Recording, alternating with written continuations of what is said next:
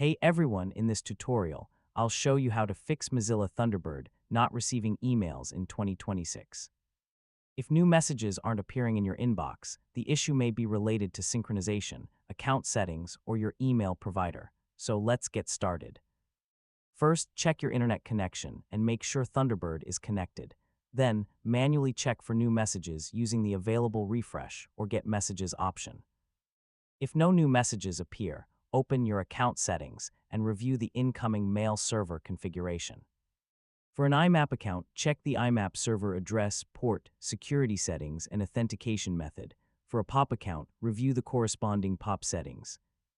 Next, check whether Thunderbird is working offline. If offline mode is enabled, the application may not connect to your email server.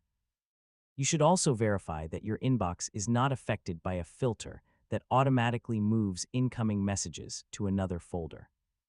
If your email provider recently changed its security requirements, you may need to sign in again or update the saved password.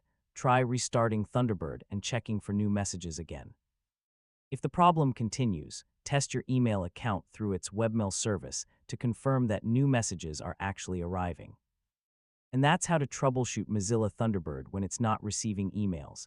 Checking the connection, incoming server settings, filters, and account security can help identify the cause.